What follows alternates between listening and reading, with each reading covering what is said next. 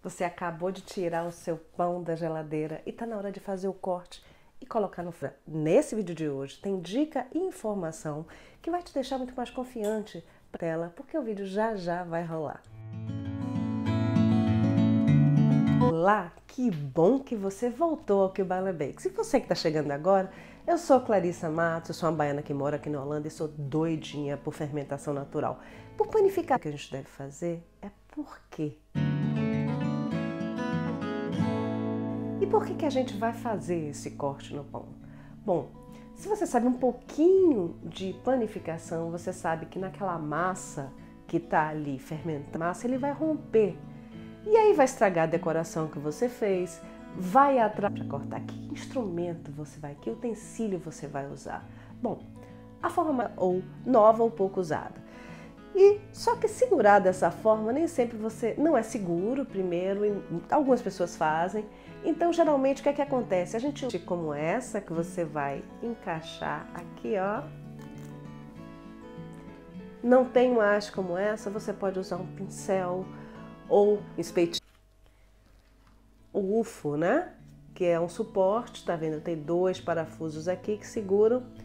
E aí você tem uma área segura para segurar a lâmina sem o risco de se cortar, tá? E se você pesquisar na internet, você vai ver que existem vários outros utensílios para fazer o corte. Não tem nada disso.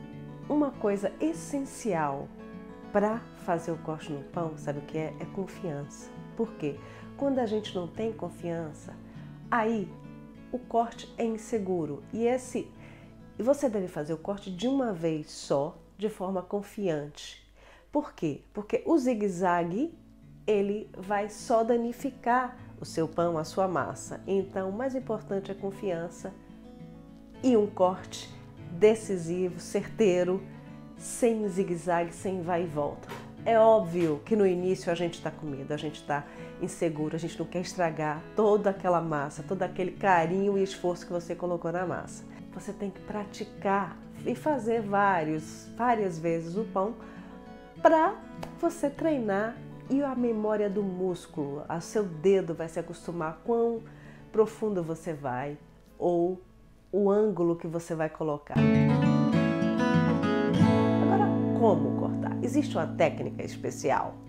Olha só, como cortar, já falei, a confiança é um objeto afiado. Se a gente usa o utensílio de forma angulada. Você quer fazer um corte? Eu gosto de 45 graus, 40 a 45 graus, algumas pessoas usam 20, 30 graus.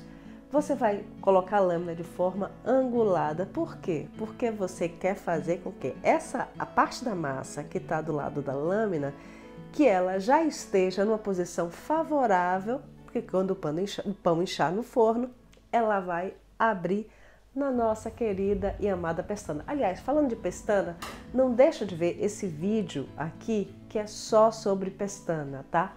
E tem muitas dicas nesse vídeo. Não deixa de ver, não.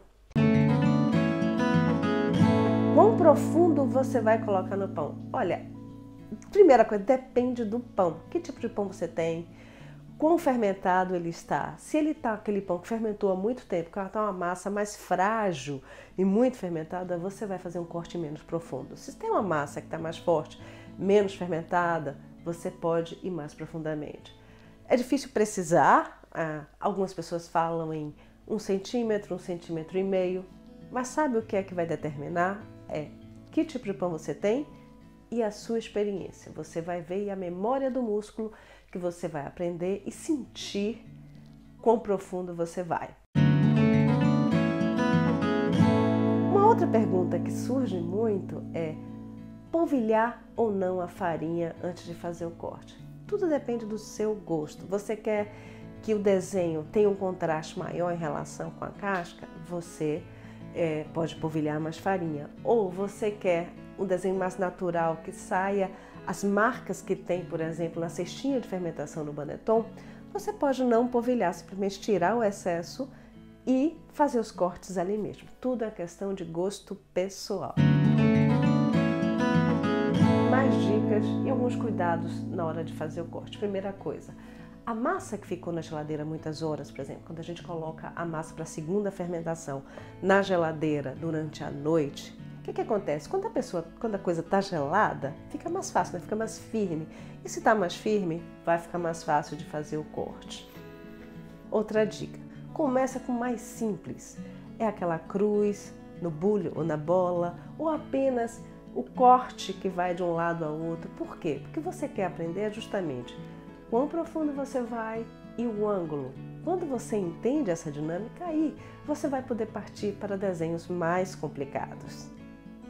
Massa bem fermentada é fundamental para tudo, até para o corte. Ou seja, quando eu digo que fermentação é essencial, até para o corte, uma massa bem fermentada vai ser muito mais fácil de cortar do que uma massa pouco fermentada. Além da fermentação, o que é essencial é que seja uma massa com glúten bem desenvolvido, né? Que uma massa forte, que fica também mais fácil de você cortar.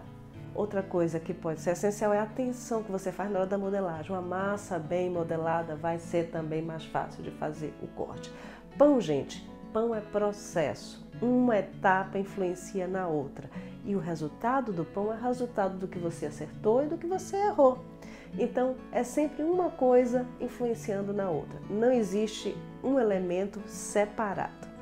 Massas mais hidratadas geralmente são mais maleáveis e podem ser um pouco mais difíceis de cortar, mas se estiver bem fermentado e com o glúten bem desenvolvido, não vai ter problemas. E quando você estiver completamente dominando todas as técnicas, vamos dizer que você passe para fazer desenhos mais difíceis.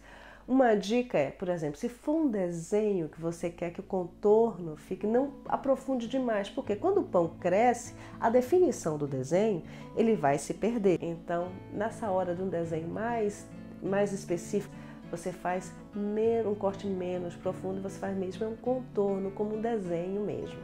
Algumas coisas que algumas pessoas usam também, que pode variar a decoração do pão, são moldes vazados, tá? Eu uso mais com farinha, polvilhar farinha e fica o desenho no pão. Algumas pessoas usam até como referência para cortes, mas eu prefiro usar polvilhando a farinha e fazendo o desenho na massa, tá? Mas a variação de cortes com o polvilhado de farinha nesses moldes vazados fica um efeito super bacana e super bonito. Agora vamos ver alguns exemplos de desenhos ou de tipos de decoração que você pode fazer no pão.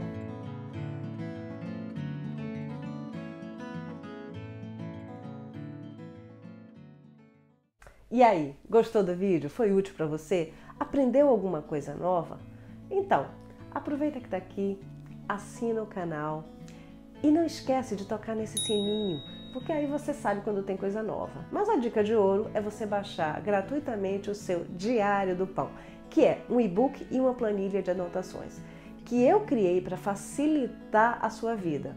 Você vai fazer um pão cada vez melhor porque você vai poder fazer anotações de forma estruturada cada vez que você faz o pão. E aí, comparar, porque a gente só aprende quando a gente sabe onde a gente errou ou o que a gente mudou. Então, não esquece não, vai na descrição desse vídeo ou vai nesse link aqui que é o inscrição.bailabakes.com e aí você já baixa de forma gratuita o seu Diário do Pão. E não deixa de conferir os outros links que estão na descrição aqui das minhas mídias sociais, porque tem muito mais conteúdo para você.